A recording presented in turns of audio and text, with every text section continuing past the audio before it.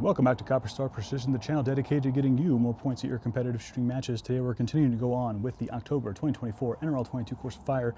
This is stage 3 in the booklet. It is called Come Halloween. It's crunch time, 12-round stage, and then it's going to be a restriction of no dialing of elevation is allowed after the clock starts, and this is the tiebreaker stage, so you get bonus points for time remaining on the clock. Other than that, it's a relatively straightforward stage. We only have 2 targets, but the target size is down here. And essentially it's just near, far from the prone, and then weak side, near, far, strong side again, near, far.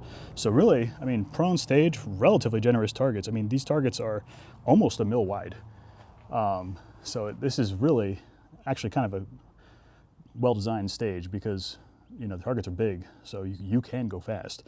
What everyone is going to get mixed up on is going to be support side. So when it comes to support side, you have to practice it. You have to get used to looking at the scope through your non-dominant eye, using your non-dominant trigger finger, all that good stuff. And the way I like to do that is because we're going strong to support, back to strong, at the end of the first 4-shot string of strong side, I'm going to position the rifle so that it's on the target I need to shoot. I'm going to try and not disturb the rifle and then get into my support side position. I'm looking, the rifle, if I haven't disturbed it, should basically be point of aim, right, to the target. So all I have to do is using my left eye, I have to just come down into the rifle, right, and find the scope. And I do that by looking at the target, the tip of my scope up here, my turret, down to the eyepiece, and I'm just gradually following that down with my eye until I find it. And it should be right there, okay? So just make sure you follow that line and set yourself up for success. Because it's prone, you can leave the rifle there. Set it up in the direction of the target so that you're already at your natural point of aim on target. And that should help you out tremendously. So because it's a prone stage, not much else strategy to talk about. Ain't nothing to it but to do it. Bipod, rear bag, easy as pie. Let's see how fast we can run this. My holdover between the 2 targets is 1 mil, so it's a nice, easy holdover. Okay, we're down. We found the target. 1, holding 1.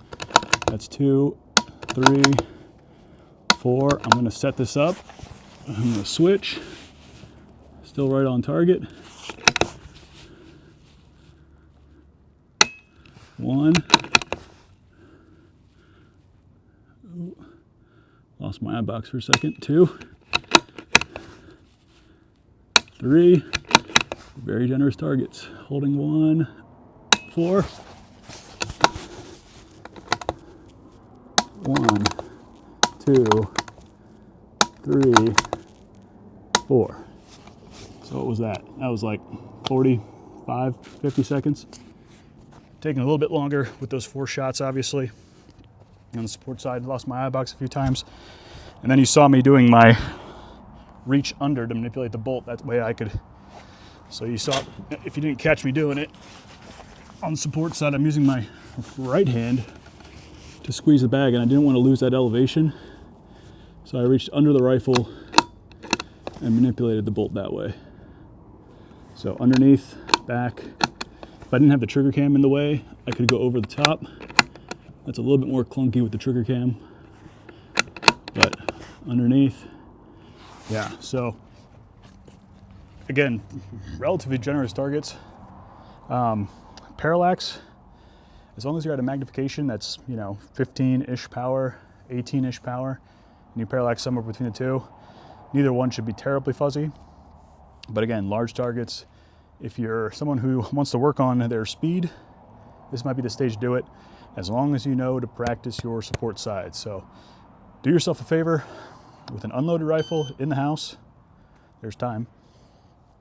Just get behind the rifle. And this is great because it's prone, right? It's super simple.